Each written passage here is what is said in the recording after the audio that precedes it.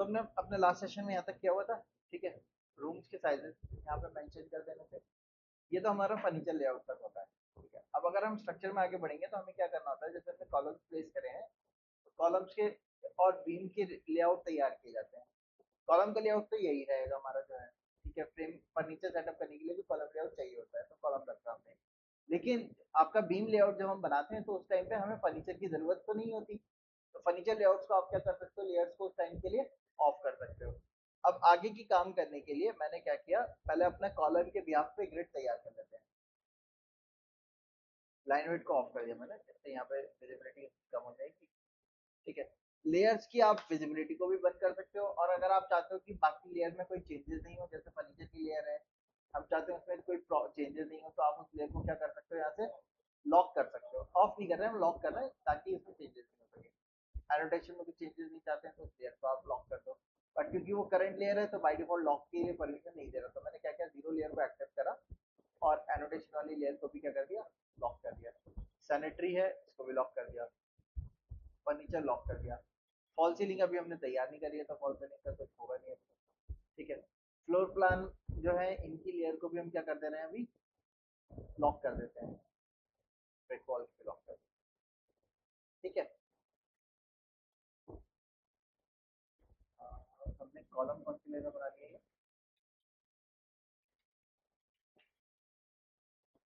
Zero layer में बने हुए हैं अभी। ठीक है, मैंने एक काम किया, इसके ब्लॉक एडिटर पे गया मैं। कौन सी लेयर में बना हुआ है, जीरो लेयर है। तो स्ट्रक्चर के काम के लिए हमने एक न्यू लेयर बनाई, और न्यू लेयर को नेम ही दे दिया C dash structure dash column.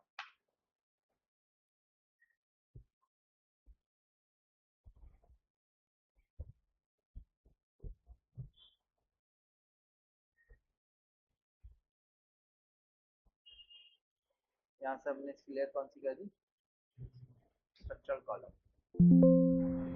Check कर दिया, इसको सेलेक्ट किया।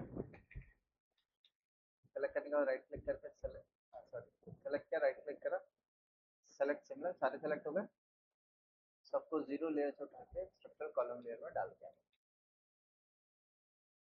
ठीक है, फर्नीचर लेयर को आप चाहो तो ऑफ भी कर सकते हो, क्योंकि फर्नीचर तो हमें देखने की जरूरत नहीं है ना, जब कॉलम का स्ट्रक्चर का काम करेंगे, तो उस लेयर को आप ऑफ भी कर सकते हो।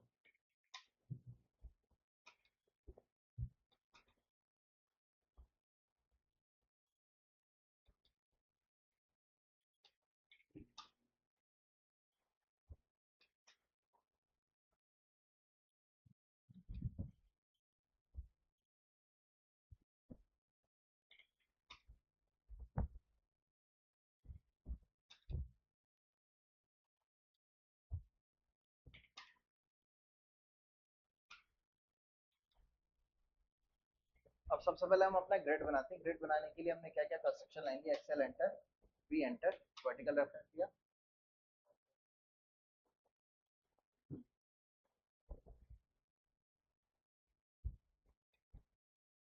आगे ठीक है, हॉरिजॉन्टल रेफरेंस के लिए एक्सेल एंटर, एच एंटर।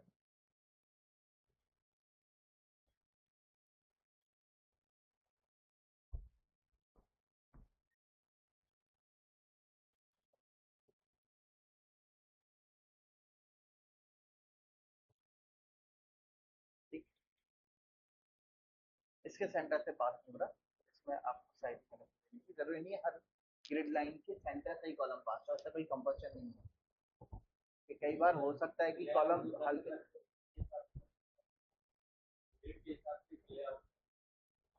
कौन सा ले आओ? हाँ, ग्रिड के साथ। लेकिन आपका जो ग्रिड है, जैसे ये वाला कॉलम देख रहे हो आप, तो इसमें आपके जो लाइन है, वर्टिकल लाइन तो सेंटर से पास हो रही है, हॉरिजॉन्टल लाइन सेंटर से पास हो रही है क्या, नहीं हो, जरूरी नहीं है हर कॉलम के मिडिल से ही पास हो, हल्का सा अप डाउन से भी पास हो सकती है। ये यानी कि ग्रिड लाइन से हल्का सा कॉलम हमारा क्या हो सकता है, आउट भी हो सकता है। ठीक है, अगर मैं हर एक कॉलम के सेंटर से बनाने जाऊंगा तो क्या होगा कि मल्टीपल लाइंस आ जाएंगी। अभी ये तो प्लान सिमेट्रिक है तो कोई प्रॉब्लम नहीं हुई, लेकिन एसिमेट्रिकल लेआउट होता तो उसमें क्या होता, जैसे कॉलम यहाँ पे इसकी सिमेट्री हम फॉलो नहीं कर पाते, तो वहाँ क्या होता कि हमारी ग्रिड लाइन बहुत ज्यादा मल्टीपल आ जाती है अगर आप हर एक कॉलम के सेंटर से बात कराओगे।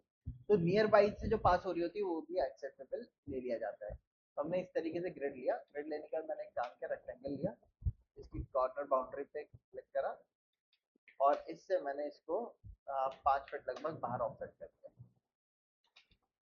ठीक है, ऑफसेट करने के बाद मैंने कमांड दिया XTRIM, पहले अपने पॉलीलाइन को सिलेक्ट किया, बाहर कर दिया। तो क्या हो गया, एडजेसेंट जितनी भी लाइन थी वो सारी क्या हो गई, डिलीट हो गई, डिलीट हो गई। ठीक है, अच्छा अब आगे ये जो काम कर रहे हैं, ये क्या बना रहे हैं, ग्रिड बना रहे हैं ना, तो मैंने इसके लिए एक और लेयर बना दी और नाम दे दिया सी डैश स्ट्रक्चर डैश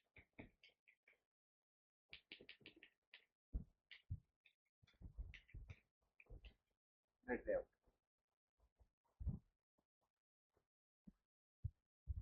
और इसके लाइन टाइप को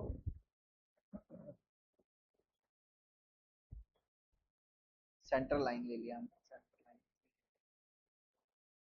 सेंटर लाइन ले लिया हमने, ये तो फैंटम या सेंटर लाइन में से एक ले लिया। ठीक है, क्लोज किया मैंने इसको, मैं यहाँ पे इसको सेलेक्ट किया, ये वाली लाइन को सेलेक्ट किया और इसके लेयर को चेंज कर दिया ग्रिड लेआउट, आगे पे ये।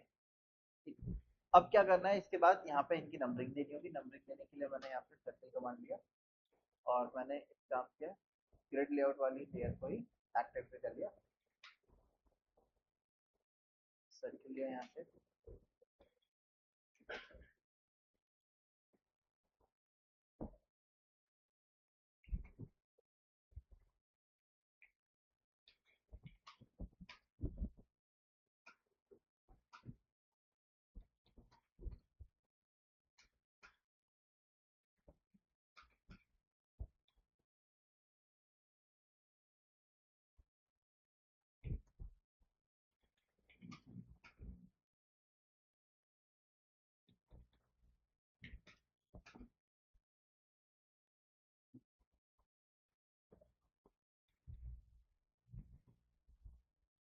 इनको नेम दे दिया प्रॉपर।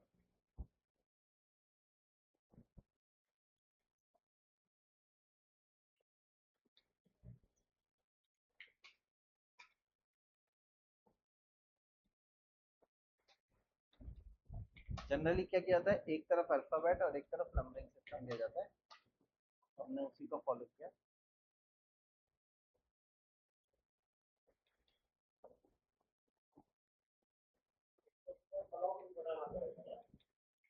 आप ब्लॉक भी बना सकते हो।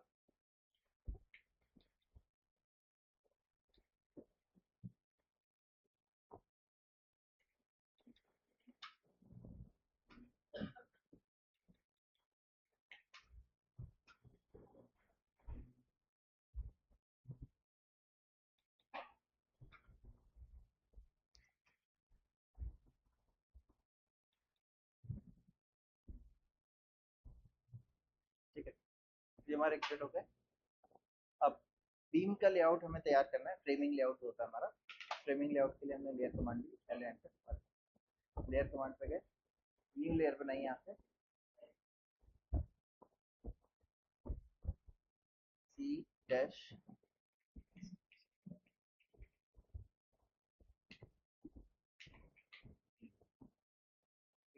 इसका कलर हमने,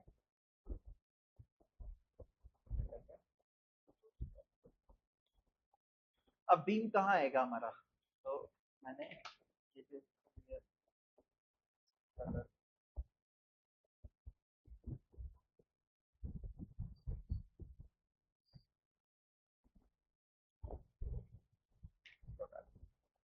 ये आ गया हमारा।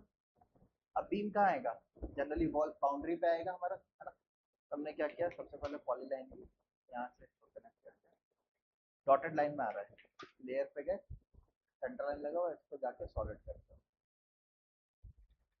सॉलिड लाइन मैंने लगा। सबसे पहले तो हम इसको कनेक्ट कर देते हैं, जो आउटर में तो हमारे चले गई ना ये बीम है हमारा पूरा, तो हमने सबसे पहले तो इसी को कनेक्ट कर दिया। ठीक है, देन यहाँ पे भी आएगा बीम, यहाँ पे कहाँ वॉल आ रही है हमारी?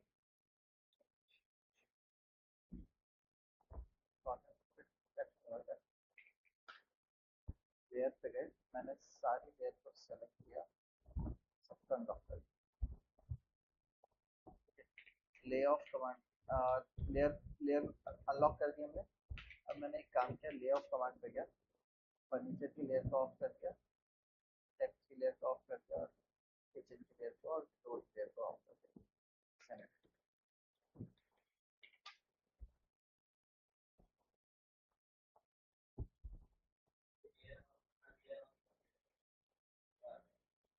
आ जाएगा, इसको मूव करते हैं यहाँ पे।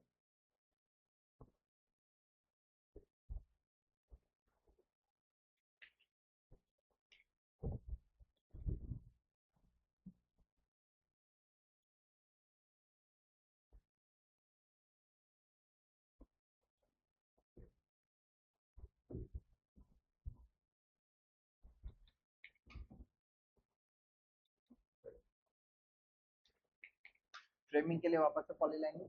अब ये वाली वॉल आ रही है हमारी, तो हमने इस वाली वॉल से कट करके लिए,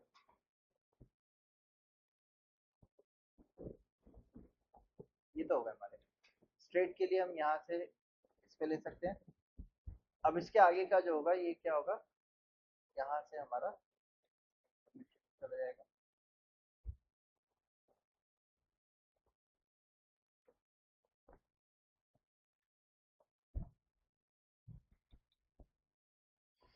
ठीक है, इस तरीके से तैयार किया। अब बीम का जो साइज होता है, बीम का भी स्पैन साइज उसी वैल्यू से निकलेगा जो थंब रूल है हमारा। हाँ, L/12 से, सॉरी D/12 से। डी जो होता है वो आपका यानी D/12 इफेक्टिव डिस्टेंस अपॉन 12 से निकलता है आपका। ठीक है, और विड्थ जो होती है इफेक्टिव स्पैन, L अपॉन 12 से निकलेगा इफेक्टिव स्पैन। अब बीम जो रेजिडेंशियल हम जनरली देते हैं, तो हमारा क्या होता है, जो उसकी विड्थ होती है वो हमारा स्टैंडर्ड हम 9 इंची यानी कि 230 mm का ही लेते हैं, ड्रॉप ज्यादा लेते हैं। ठीक है, हाँ, क्योंकि विड्थ अगर ज्यादा लेंगे तो क्या होगा, वो कॉलम का कॉलम जो है, आपका जो कॉलम साइज है, वो कॉलम हमने जो लिया है वो कहीं पे 9 इंची का भी कॉलम आ रहा होगा।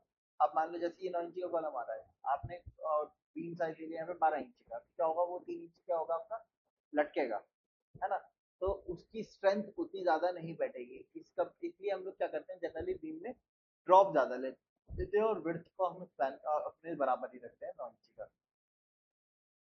ठीक है, तो हमने यहाँ से इसको क्या कर दिया, 230 mm, सॉरी 9 इंच में बन रहा है ना ये, हमने 9 इंच इसको ऑफसेट, इसको ऑफसेट।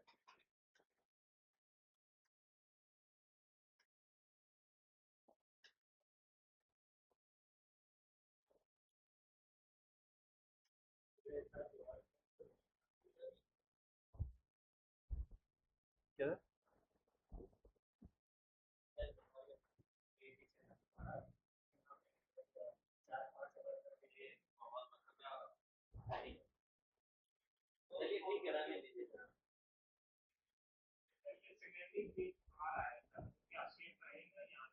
क्यों नहीं सही ट्राई करता हूँ, 4 स्टोरी में भी आपका सेफ रहता है, ऐसा कोई नहीं है कि सेफ नहीं रहता। हाँ, अगर स्काई स्टेपर बन रही है तो नहीं देंगे इस तरीके से, तो हर ज्वाइंट पे आपका क्या होगा, आपका कॉलम आएगा, क्योंकि यहाँ पे आपका जो होता है कि सेल्फ वेट जो हो जाता है वो ज्यादा बढ़ने लगता है, जिसकी वजह से क्रीप के चांसेस बढ़ जाते हैं। इस वजह से अगर स्काई स्क्रैपर्स होती है तो उसमें जनरली क्या होता है, हर जॉइंट पे आपके नीचे आपका क्या होगा, कॉलम होगा।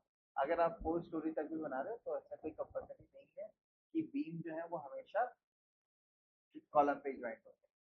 आपको मैं दिखाता हूँ, ये वाला दिखाओ।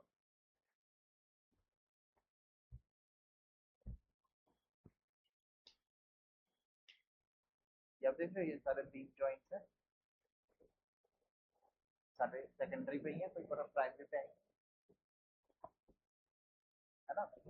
तो ऐसा कोई कंपल्शन नहीं है कि प्राइमरी पे ही आपका ज्वाइंट लगेगा, सेकेंडरी ज्वाइंट लगेगा, लग सकता है, उसमें कोई ऐसा प्रॉब्लम नहीं। ठीक है, नहीं कोई दिक्कत नहीं, 4 स्टोरी तक कोई ऐसा इतना लोड ही नहीं होता बिल्डिंग में, कॉमर्शियल सेटअप है। तो उसमें लोड ज़्यादा होता है। और ये जो आपको मैंने दिखाया कॉमर्शियल सेटअप की ड्राइंग है, इसमें भी आप देखो सारे जो है बीम में वापस आपस में क्रॉस कर रहे हैं ना। ऐसा कोई कंपल्सन नहीं है कि क्रॉस नहीं कर सकता। कॉलम अगर दूर है, बीम पे ड्राइंग फैला रहा है, उससे कुछ प्रॉब्लम ऐसा नहीं है स्काई स्क्रैपर्स में। लेकिन ऐसा हम हमेशा इमिट करते हैं कि इस तरीके की चीज ना दी जाए, क्योंकि क्या होगा आपका बिल्डिंग पे लोड उस पॉइंट पे क्या होगा बढ़ता जाएगा, और उसकी वजह से फिर क्रीप बनने के चांसेस ज्यादा रहते हैं। अच्छा जब फ्रेमिंग हम डिजाइन करते हैं तो हमेशा जो आपका वॉशरूम एरिया है, वॉशरूम एरिया का क्योंकि क्या होता है संकर होता है, तो उसके लिए आपको क्या करना होगा, यहाँ पे मार्किंग करनी होगी, इसको हम हैच करेंगे।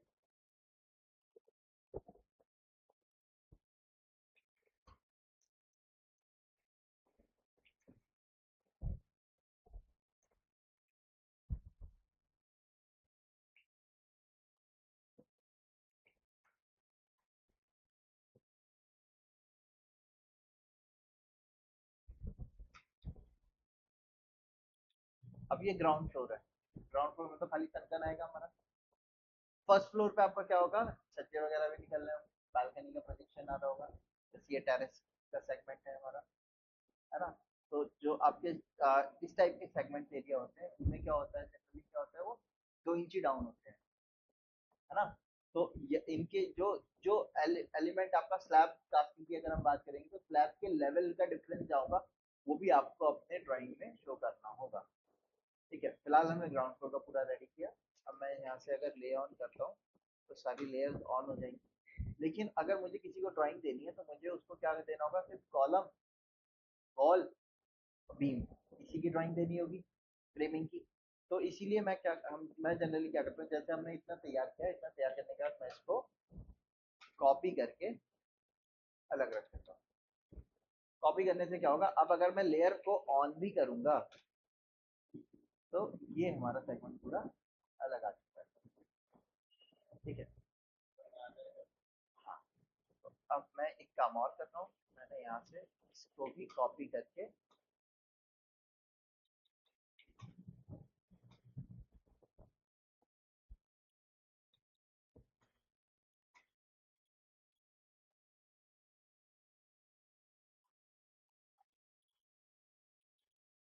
नीचे रख दिया। ठीक है, अच्छा, GROE की जो कमांड पे गए, मैंने ग्रिड्स को भी अपने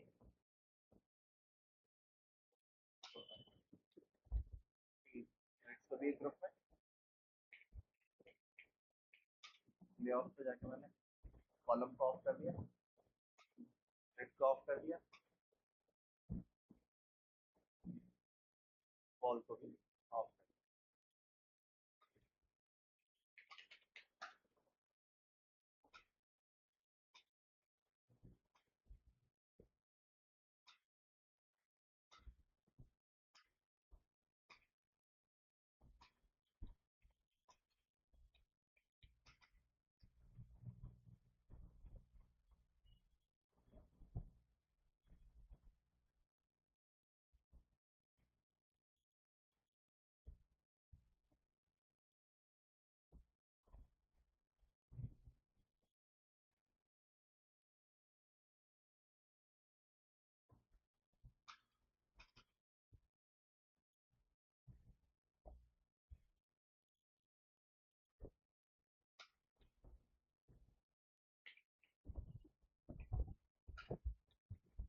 अब यहाँ पे क्या आ रही है हमारी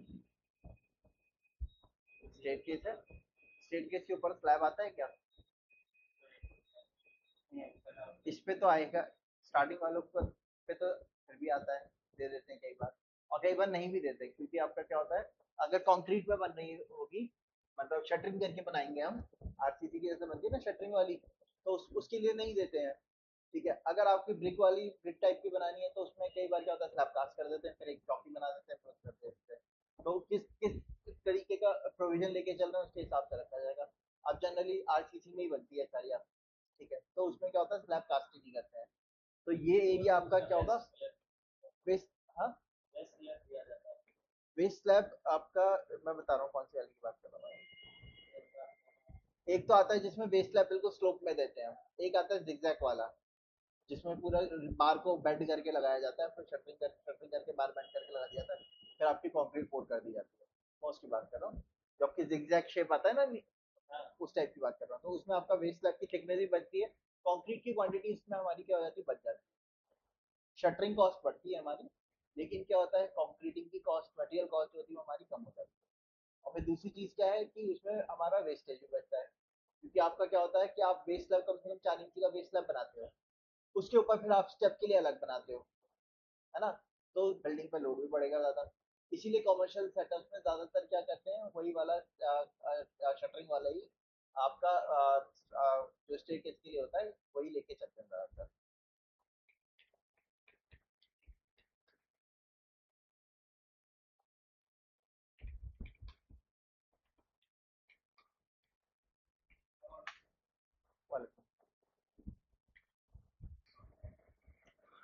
अच्छा, तो ये हमारा क्या हो गया, ग्राउंड फ्लोर का सेटअप हो गया पूरा। अब फर्स्ट फ्लोर के सेटअप पे आते हैं। फर्स्ट फ्लोर, अच्छा मैं आपको बताता इसमें क्या होगा, हमारा कटआउट जरूर रहेगा। कटआउट इसलिए रहेगा क्या, क्योंकि यहाँ पे आपका प्लेटफॉर्म तो बनेगा नहीं, तो उसके लिए हमने यहाँ से,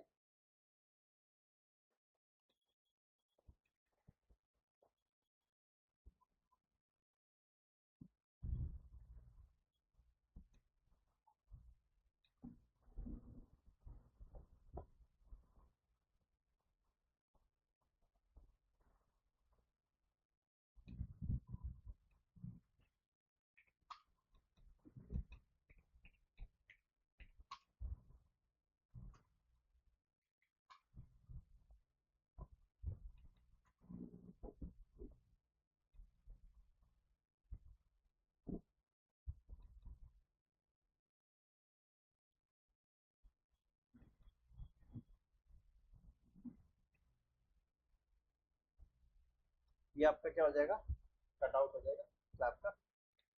अब हमने इसी के साथ इस पूरे को,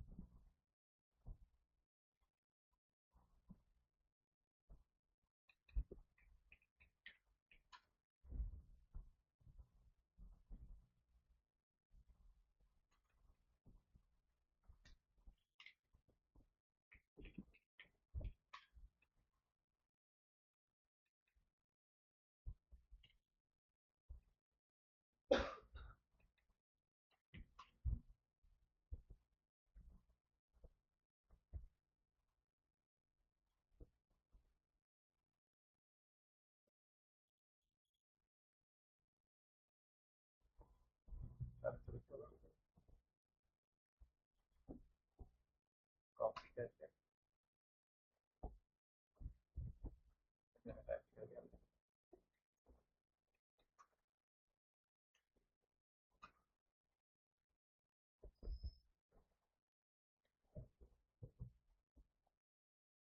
ठीक। अब ऊपर फर्स्ट फ्लोर वाले में थोड़ा सा चेंजेस होगा। क्या चेंजेस होगा भाई, जैसे ये हमारा सेगमेंट है, ये यहीं पे बीम खत्म हो रहा है, बट ये बीम क्या होगा, प्रोजेक्शन होगा इसका आगे का, तो मैंने इसको आगे प्रोजेक्ट किया।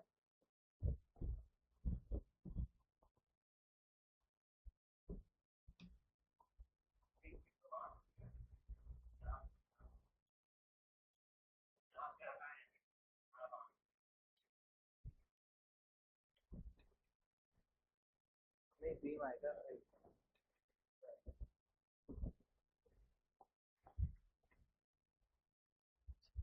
तो एक्सप्लोर कर देते हैं, ये आगे तक जाएगा।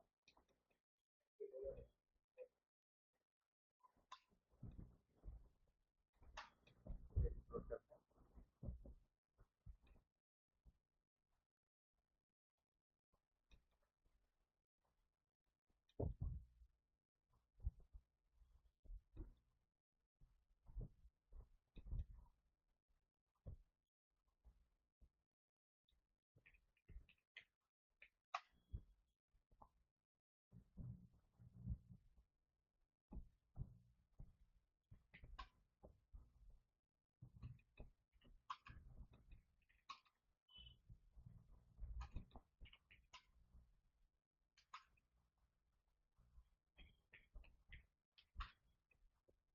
ठीक है।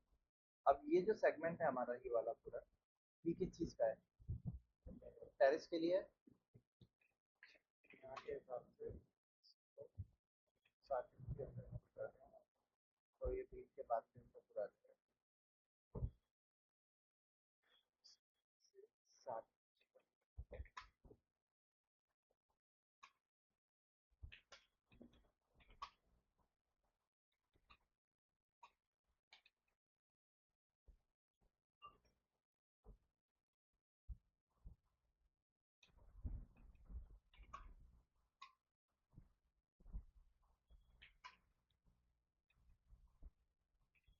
टेरिस के लिए यहाँ पे रखने के लिए,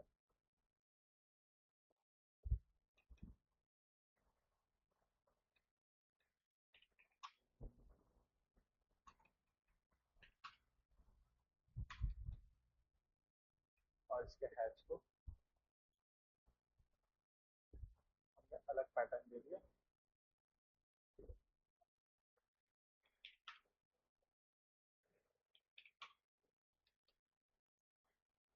ठीक है, ये संकन है, संकन की डेप्थ ज्यादा होगी। टेरेस, छज्जा या बालकनी का जो होता है उसका क्या होता है, ड्रॉप 2 इंच ही रखते हैं हम नीचे बस, यानी कि 50 ग्राम। तो दोनों के लेवल डिफरेंस है, तो उसको उसके लिए अलग अलग हैच करके दिखाया जाएगा। संकन आपका 200 150 200 mm, लगभग 200 250 mm, 300 mm तक आप कर सकते हो डाउन। ठीक है, पाइप जाएगा ना उसके अंदर, 2 पाइप जाते हैं, 200 250, तो इसलिए रहता ही रहता है मिनिमम 200 से 250। हाँ, 100 mm का पाइप होता है। अब पाइप अगर ओवरलैप कर रहे हैं तो ज़्यादा लेना पड़ता है, पाइप ओवरलैप नहीं कर रहे हैं, कभी कभी इंडिविजुअली चले जा रहे हैं, 200 कर सकते हो आप। 200 mm पे, हाँ, लेकिन पाइप की ओवरलैपिंग नहीं होनी चाहिए वहाँ पे। अगर ओवरलैपिंग नहीं है तो आ जाएगा, ओवरलैपिंग हो रही है तो जाहिर सी बात है नहीं आ पाएगा, फिर ज़्यादा लेना पड़ेगा डाउन।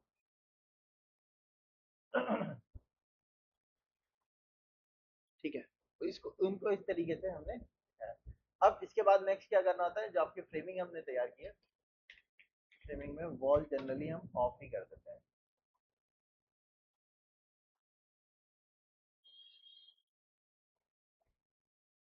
इस तरीके से रहता है। अब ये आपके क्या है, इंडिविजुअल ये जो बन रहे हैं ये क्या है, आपके स्लैब्स हैं, और ये आपके क्या है, बीम आ रहे हैं, तो इनकी भी नेमिंग दी जाएगी।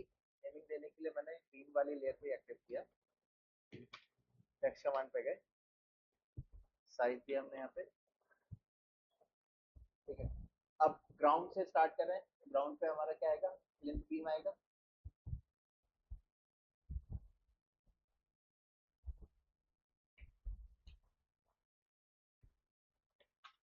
बीबी लिखता हूँ, प्लिंथ बीम, प्लिंथ बीम के ब्रैकेट में उसका साइज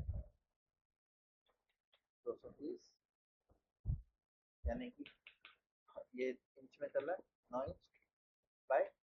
अब ड्रॉप कितना है बीम का, वो निकालने के लिए आप क्या कर सकते हो, इफेक्टिव स्पैन कितना है, 11 फीट है। ठीक, 11 फीट डिवाइडेड बाई 12 कर दो आप, यानी कि कितना बैठा, 11 इंच बैठा। 11 इंच होल नंबर में लेंगे तो वो 12 इंच का ही बैठेगा, तो हमारा ये बीम का साइज क्या हो जाएगा, 9 इंची बाई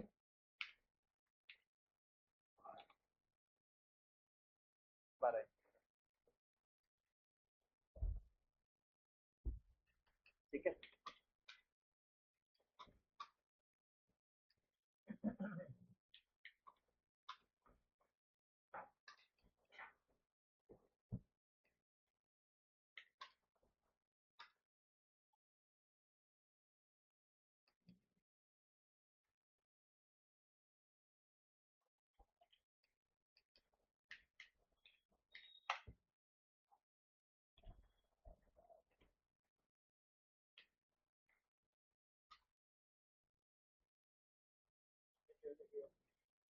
जी।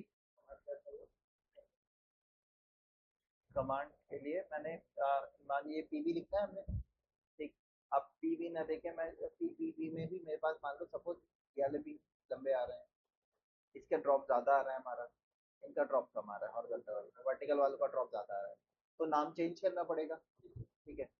अगर बार का या बीम का साइज चेंज होता है तो उनकी नेमिंग का भी हमें डिफरेंस दिखाना पड़ता है। जैसे C1 कॉलम के लिए देते हैं, अगर अलग साइज का कॉलम आएगा तो उसको C2 नाम दिया जाता है। ऐसे बीम में भी B1 B2 B3 इस तरीके से दे दिया जाता है। प्लिंथ बीम है तो उसको पीवी के टर्म में भी आप लिख सकते हो, और आप चाहो तो B1 भी लिख सकते हो। तो अभी मैंने पीवी लिख दिया सब जगह, अभी वाला दूंगा तो इसको PV2 देना पड़ेगा मुझे। तो मैं चाहता हूँ कि मैं सब जगह पे जहाँ पे मैंने प्लेस किया है ये पीवी, वो रिप्लेस हो जाए PV1 से। तो इसके लिए मैंने क्या किया, मैंने इस पहले पहले लेटर को कर लिया कॉपी, कंट्रोल सी कर लिया, एस्केप किया, कमांड पे गए फाइंड। फाइंड पे जाने के बाद फाइंड व्हाट लिखा है यहाँ पे आप पेस्ट कर दो अपना जो आपको देना है, ठीक है। रिप्लेस विद में जाके आप यहाँ पे रिप्लेस मार दो, किस नाम से आपको रिप्लेस करना है।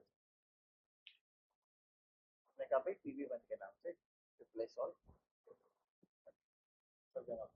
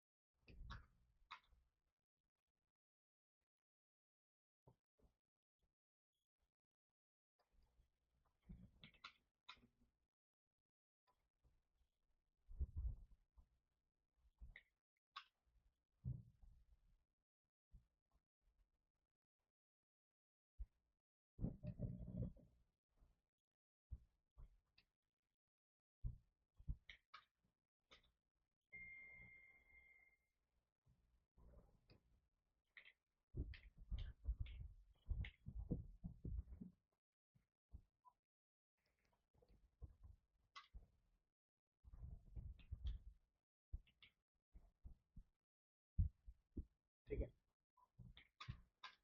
HUN क्या होता है, HUN क्या होता है? सन कितना, 250 mm, मतलब ये क्या है, 250 mm नीचे है, ठीक है।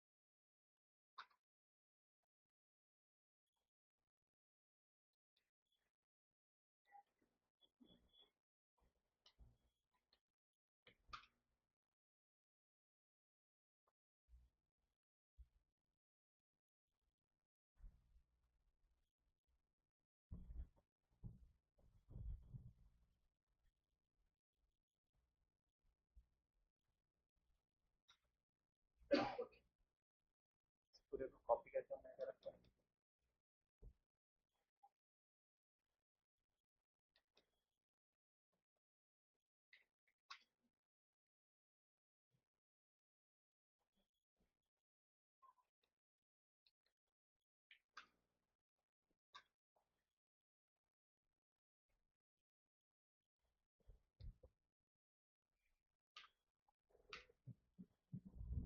सज्जा है 50 2 इंच नीचे होगा, यानी कि 50।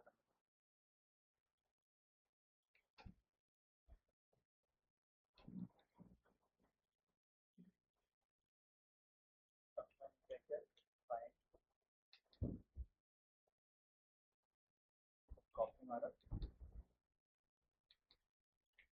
फाइंड पे गया, पेस्ट किया मैंने, एंटायर ड्राइंग लगा हुआ है, यहाँ से क्लिक करके मैंने बताया इसकी ड्राइंग एंटर करा, इसको रिप्लेस कर दो किससे,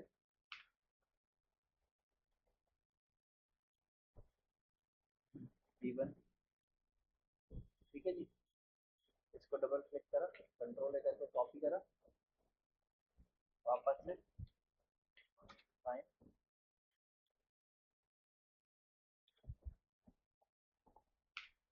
B2 एंटायर ड्राइंग में करके,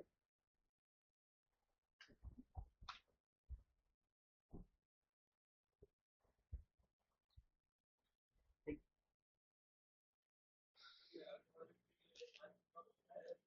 अब ये दोनों तरीके से दिए जाते हैं बिल्डिंग में। कुछ बिल्डिंग में क्या किया जाता है, इनका इनको आगे टेपर कर दिया जाता है, मतलब आगे से साइज छोटा कर दिया जाता है। कुछ में बिल्कुल स्ट्रेट प्रोजेक्शन दे दिया जाता है। ठीक है, जिसमें जैसे आगे अगर आपको बाहर की तरफ फ्रेमिंग वगैरह करनी है, एसीबी शीट लगानी है, क्लैडिंग करनी है, तो उसमें तो फ्लैट ही करते हैं। जिसमें आपको सिर्फ नॉर्मल प्लास्टर वगैरह करवाना है तो वहाँ पे क्या करते हैं, स्लोप में कर देते हैं, क्योंकि अगर स्ट्रेट रखेंगे तो क्या होगा, पानी का प्रोजेक्शन जो होगा वो कैपिलरी एक्शन से अंदर तक चला जाता है।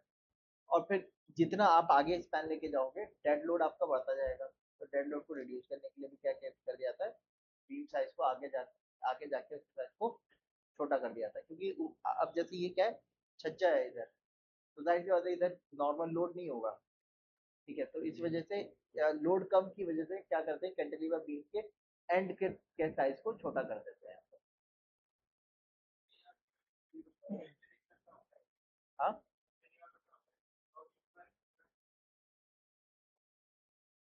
ये वाला, हाँ बट कैंटिलीवर है आप, देखो एक्चुअली क्या होता है, ये पूरा एक ही बार में जाल पड़ेगा। अब अगर ऐसा हो सकता है पॉसिबल कि आगे 9 इंची बाई 9 इंची का बीम जा रहा हो, कोई वो नहीं है। अगर अगर ऐसा है तो आपको क्या करना पड़ेगा, यहाँ पे आपको इसको एक अलग से एनोटेशन देना पड़ेगा, क्या, B3 9 इंची बाई 9 इंची का, और यही आपका तीनों पे आएगा। ठीक है, अच्छा इतना करने के बाद अब ये क्या है हमारे,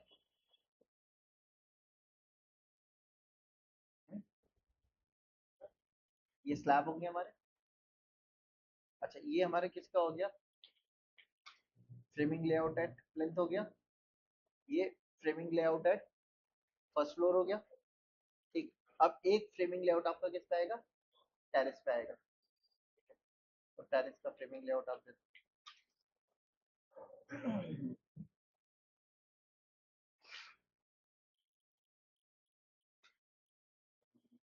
टेरेस के लिए मैंने इसी को कॉपी कर लिया, और इसमें से अब टेरेस तो हम जनरली क्या करते हैं, पूरा ओपन छोड़ते हैं, तो उसमें से संकर हटा दिया हमने। ठीक है, कटआउट तो रहेगा, स्टेट का तो पंक्ति आती है ना, स्टेट का तो रहेगा, है ना, बट बाकी जो है वो नहीं देगा। अब अगर इसमें मान लिए कि पीछे की तरफ आप बालकनी ले रहे हो, तो कैंटिलीवर पीछे भी निकालिएगा, या साइड में कहीं आप ले रहे हो तो उधर कैंटिलीवर निकालिएगा, कैंटिलीवर निकालेंगे तो उसको इसी तरीके से हैच करके दिखाएगा, क्योंकि बालकनी का जो लेवल होता है वो जनरली हम फ्लोर लेवल से हमेशा डाउन लेते हैं, ताकि कल को बारिश हो तो पानी जो है वो हमारे फ्लोर के अंदर ना आए। ठीक है, अगर क्यों दिखा रहे हैं, अगर आप नहीं दिखाओगे तो क्या होगा, शटरिंग के टाइम पूरा एक ही शटरिंग हो जाएगी, फिर क्या होगा, जब कास्टिंग होगी तो पूरा एक ही लेवल पे आएगा। ठीक है, तो फिर आपको क्या करना पड़ेगा, जब आप डोर बनाओगे तो डोर के आगे आपको टक्कर लगानी पड़ेगी, ताकि पानी अंदर ना आए। ठीक है, तो इसलिए हमेशा बालकनी को, छज्जा को हम क्या करते हैं, डाउन लेते हैं।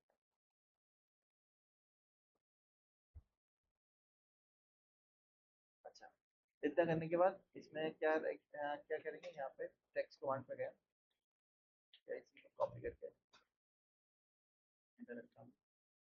अब ये स्लैब्स होंगे हमारे।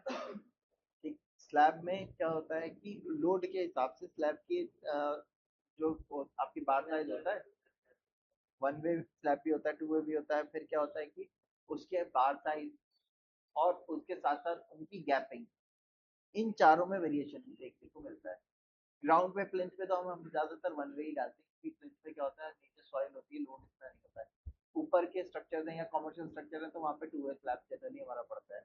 वन वे स्लैब जो होता है वो आपका 100 के बीच में आप डाल सकते हो, ठीक है, 150 पे पूरा फिनिश हो जाएगा। कमर्शियल स्लैब जनरली क्या होते हैं, 150 के स्लैब क्रॉस स्लैब होता है, और उसके फिनिश 50 का फिनिश वगैरह लगता है, तो वो 200 का बैठ जाएगा। टू वे स्लैब अगर आप देना चाह रहे हो तो उसके लिए क्या होगा, हमारा 150 का स्लैब थिकनेस जाएगी उसमें। क्योंकि 150 से कम की स्लैब थिकनेस होगी तो आपका क्या होगा, कंक्रीटिंग जो आप फिल करोगे ना, उसमें वाइट में गैप आ जाएगा प्रॉपर, क्योंकि बार साइज आपका क्लियर कवर रहेगा 40-40 का, है ना, 20-20 mm का रहेगा, है ना, 20 mm का स्लैब क्लियर कवर हो गया, 12-12 mm के कम से कम आपके बार होंगे, 24 mm, ठीक है, 20 mm को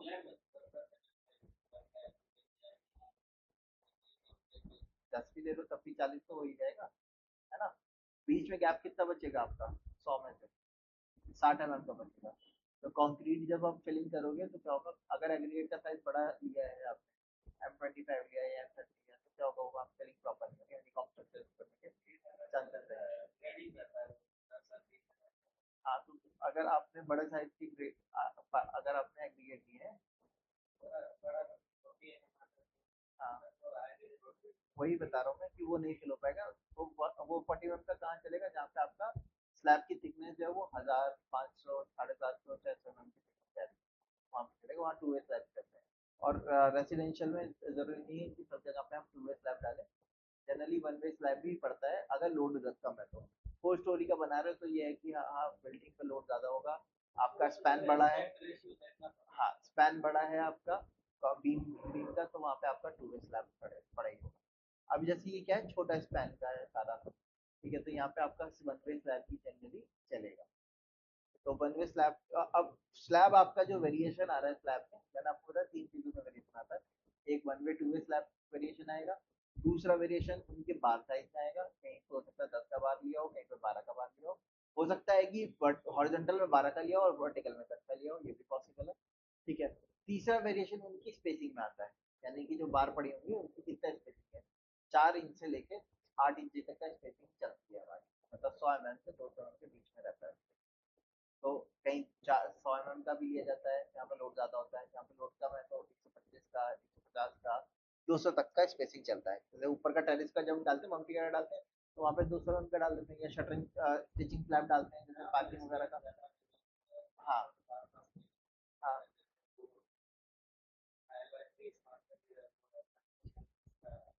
डिस्टेंस रहता है, हाँ हाँ।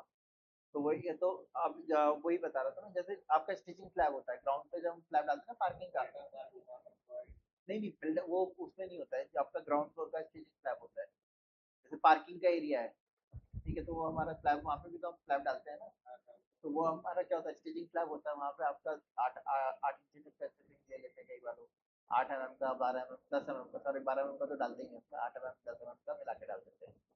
तो क्योंकि नहीं वो तो सॉइल पे ही है वो, हाँ नहीं 10-12 आजकल लिए दिया जा रहा है,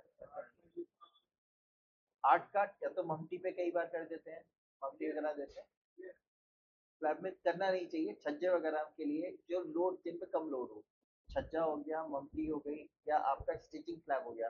जैसे ग्राउंड पे आप पार्किंग बना रहे हो खाली, पार्किंग में आप पत्थर लगाओगे, अगर आपने स्लैब नहीं डाला तो क्या हो सकता है, नीचे की सॉइल लूज होके निकल सकती है, जिसकी वजह से बाद में जब आप पत्थर डालते हो ना, कई बार आपने देखा फ्लोर पे क्रैक जाते हैं, या क्या हो जाती है, दब जाती है, कॉम्पैक्ट हो जाती है थोड़ी।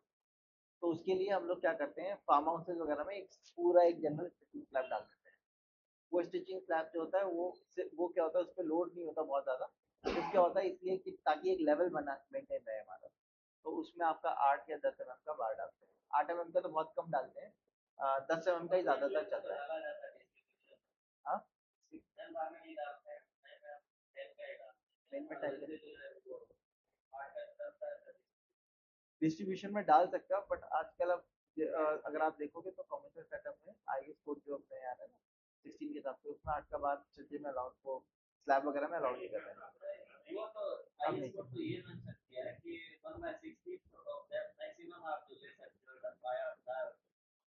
हाँ स्लैब की थिकनेस हाँ हाँ 8 का 12 अब चल नहीं रहा है खैर पर अब आपका अगर देखो मैं दिखाता हूँ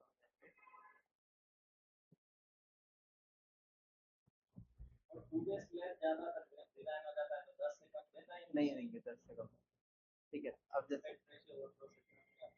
जैसे ये आप देख रहे हैं तो ये आपका क्या है फ्रेम स्ट्रक्चर हो गया इसी तरीके से B1 B2 B3 के तौर पे आएगा हमारा जैसा भी हमने बनाया ठीक इनमें आपका स्लैब स्लैब इसमें दिखा रखा है ये आपका दिखा रखा है ठीक है अब इसमें क्या है ये बार साइज दिखा रखा है आपका 8 का है 5 इंची की कैपिंग पे है 8 का 6 इंची की कैपिंग पे ये क्या कौन सी है आपका हॉरिजॉन्टल है या आपका वर्टिकल है इधर वाले में आए इसका नाम क्या है नोमेनक्लेचर क्या है S2 है इसमें दोनों में डिफरेंस होगा कुछ ना कुछ ठीक है तो उस वजह से स्लैब को दूसरे आपका टर्मिनोलॉजी अलग कर दी थी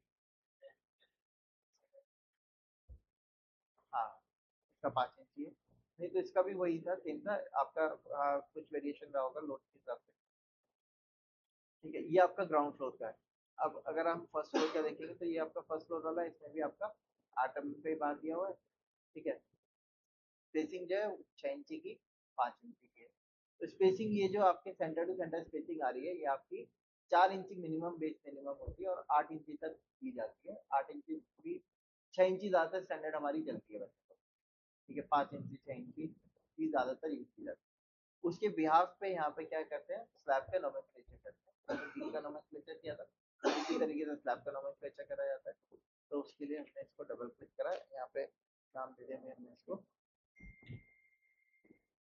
S1 स्लैब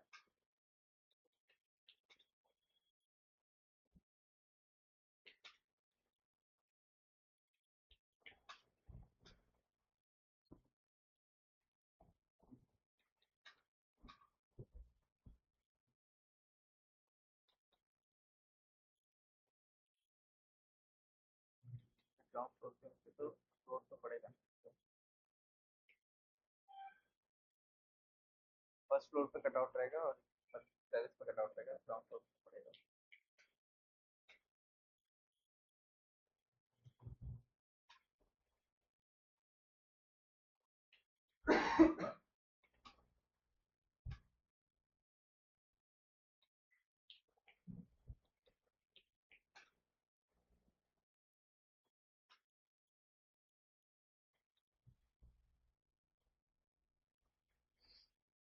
ठीक है स्लैब इस तरीके से हमने बनाया यहाँ पे इस एक को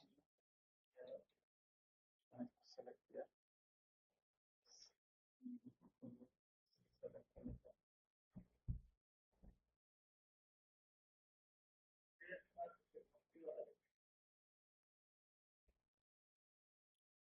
बाद ग्राउंड पे भी तो स्लैब पड़ा होगा ना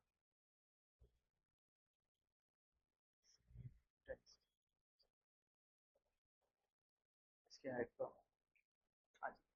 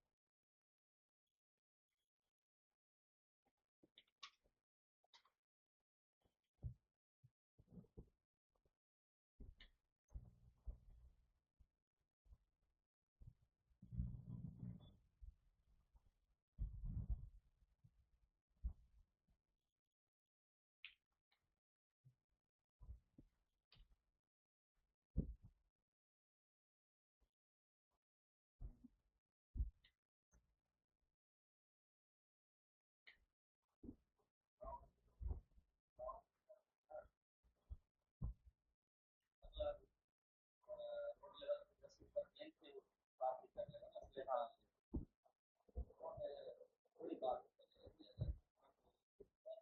पीसीसी कर खाली पीसीसी कर देते हैं हाँ तो वो दोनों तक वो मैंने आपको बताया ना कि नहीं अंडरग्राउंड पार्किंग भी ये स्लैब जो दिया जाता है वो स्टिचिंग स्लैब यहाँ पे अगर अगर पार्किंग नहीं भी बनाओगे आप तो भी आप एक स्टिचिंग स्लैब डालोगे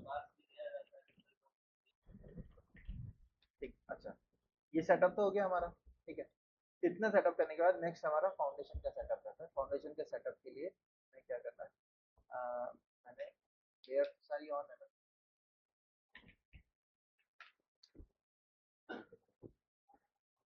फाउंडेशन बनाने के लिए हमने एक काम किया अभी एक न्यू लेयर बनाई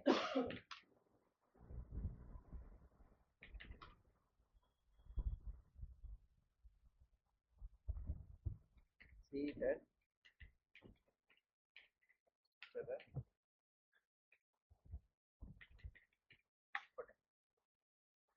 इसका कलर मैंने एक्टिव कर दिया लेयर को क्लोज किया ले ऑफ पे गया मैं और मैंने बीम की लेयर को ऑफ कर दिया क्योंकि फाउंडेशन बनाने का काम जो है वो कॉलम के नीचे होता है उससे बीम का कोई मतलब नहीं है ठीक है तो मैंने उस लेयर को ऑफ कर दिया ये बीम की लेयर में पड़ा नहीं कौन सी लेयर में जा रहा है हैच लेयर में जा रहा है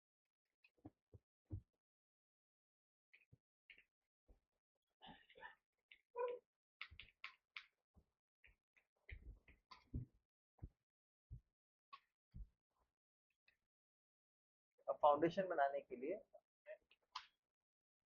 लेयर ऑन कर ली फाउंडेशन का साइज ले लिया पीएन की तरफ साइज लिया 3.5 4 फाउंडेशन साइज लिया अब क्योंकि इधर दोनों तरफ से किसी और की प्रॉपर्टी होगी तो इसमें एसिमेट्रिकल फुटिंग ही आएगी हमारी हमने यहाँ पे अटैच कर दी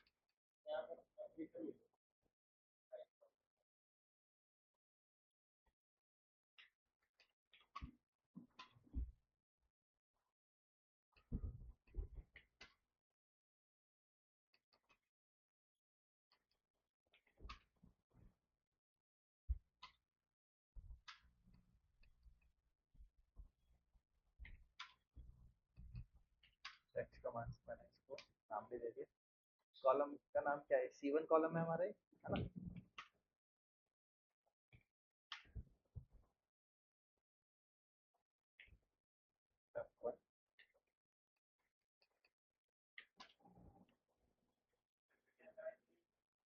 3/4 कर दिया मैंने यहाँ पे भी इधर भी इनका ही प्लॉट है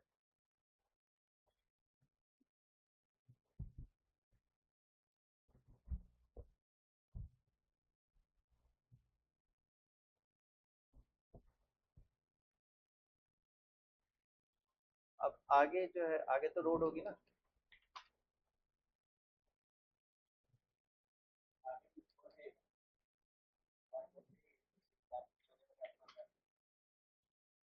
तो अगर सेम है तो वही रखेंगे अदरवाइज अगर सेम नहीं होगी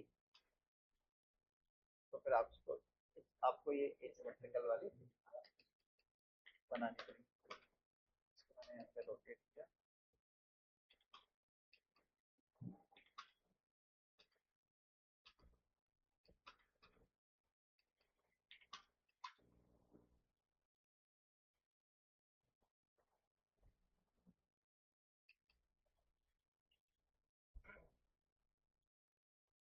इंडिया की हमारी अभी सब एक जगह पे कंपाइल होते हैं है ना अब इनको अलग अलग करना है तो मैंने एक काम किया पहले ऑफ कमांड पे गए बीम वाली लेयर ही ऑन ऑफ कर दी इस वाली लेयर को भी ऑफ करा इसको भी ऑफ करा इसको भी ऑफ करा अब ये क्या है हमारा इसमें कॉलम है ग्रिड है फुटिंग है इसको कॉपी करके मैंने अलग अलग प्ले ऑन कर दिया सारे ऑन हो गए जीरो लेयर एक्टिव कर दी मैंने यहाँ पे प्ले ऑफ पे गए फुटिंग की लेयर को ऑफ कर दिया ठीक और जो ये वॉल वाली लेयर है तो भी ऑफ कर दो।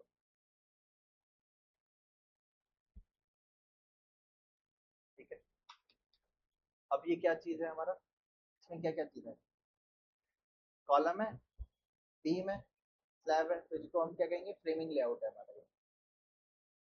मैंने इन दोनों इसको इसको भी और कॉपी करके नीचे रख दिया। ये तीनों हमारे क्या है, फ्रेमिंग लेआउट हो गए, तीनों अलग अलग फ्लोर के हमारे फ्रेमिंग लेआउट हो गए।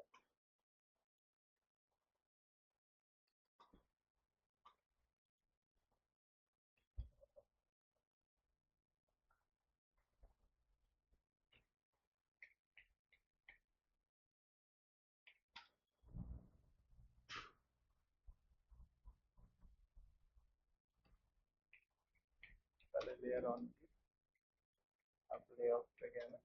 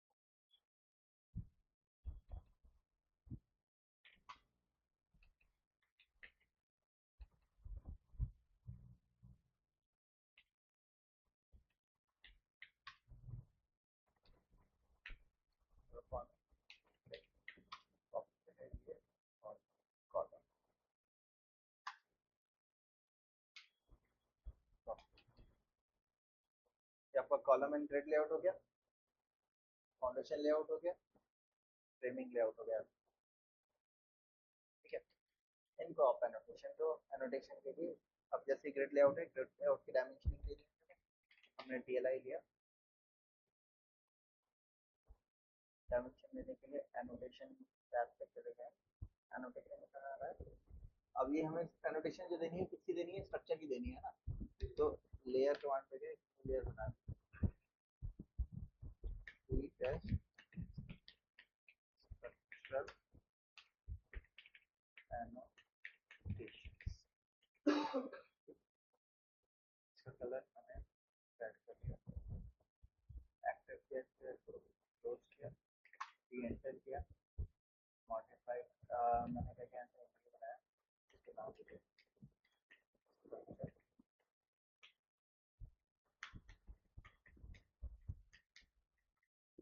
स्ट्रक्चर पे गए, टेक्स्ट का कलर हमने यहाँ से ग्रीन कर दिया, टेक्स्ट का फॉन्ट मैंने यहाँ से एरियल हटा दिया, सिंगल लाइन टेक्स्ट ले लिया, सिंगल लाइन टेक्स्ट आपको टीएक्सटी लिखोगे आप आ जाएगा, ठीक है, या तो आप वाला टीएक्सटी ले लो या फिर टाइम्स का ले लो, आप कोई भी एक ले लो, टीएक्सटी ले लिया, टेक्स्ट की हाइट हमने वही कर दी, सेट करें, तो टेक्स्ट सेटअप हो गया, एरो यही रखना है हमें, सेक्टर बाय सेक्शन एरो का साइज हमने 4 इंचेस कर दिया, तो यही रखना है, इसको बाय ले, बाय ले, सेट करें, तो डीएलआई लिया,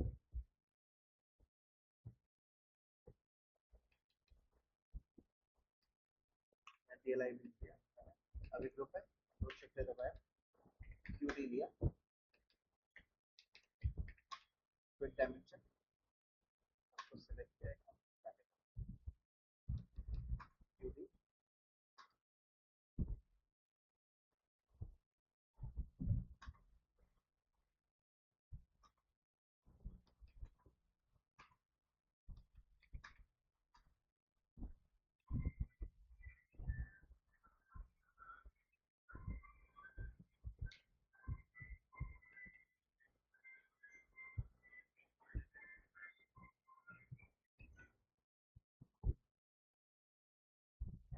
ठीक, अब इसके बाद ये आपके कॉलम है, कॉलम का नेम क्या है वो भी आप यहाँ पे मेंशन करोगे। नाम दिया आपने, क्या नाम है इसका? C1।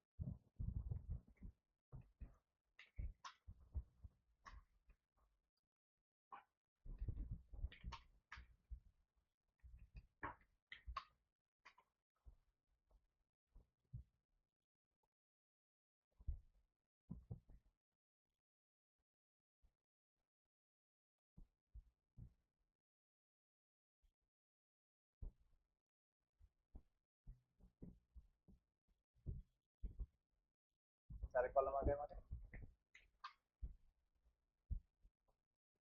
अब यहाँ पे मैं डायमेंशन दिखा रहा हूँ तो साइज बड़ा हो रहा है। मैंने क्या क्या दिया इनके तरफ, एक व्यू बने और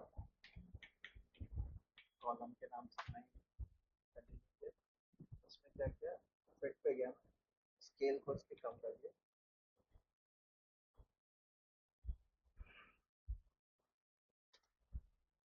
और इसको सेट कर दिया।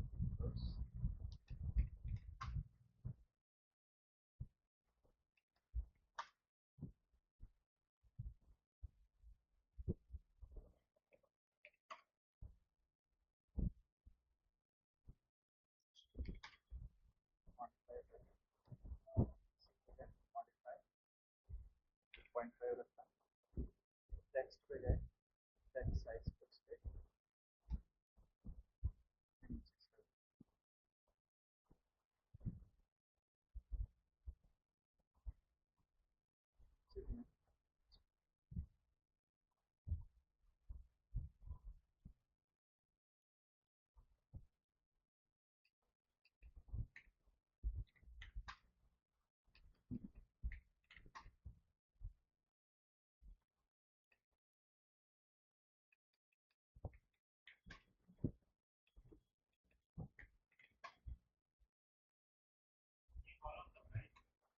कॉलम की ग्रिड से मार्किंग है, ताकि कई बार कॉलम ग्रिड से आउट होते हैं ना, सारे कॉलम की आपको इसी तरीके से मार्किंग बताएं।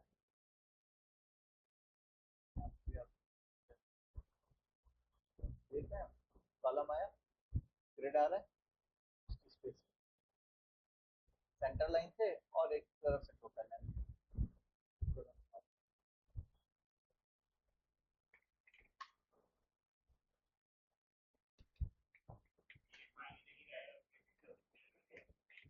मतलब वो मार्किंग नहीं कर पाएगा ना प्रॉपर फिर।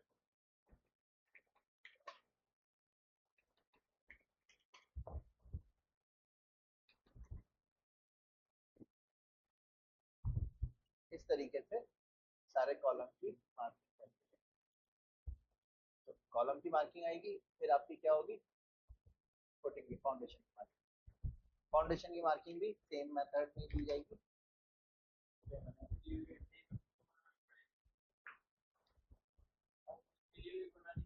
क्या चीज?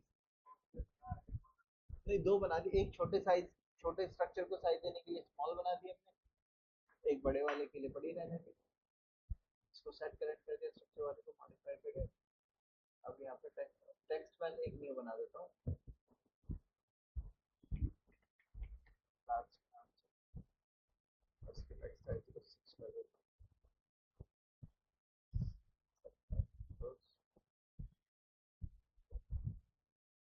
क्लोज।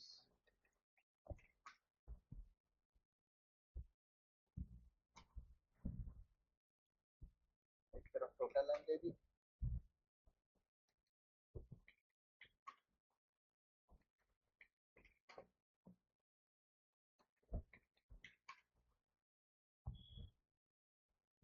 ठीक है, इस तरीके से फुटिंग की वीडियो है। ठीक है,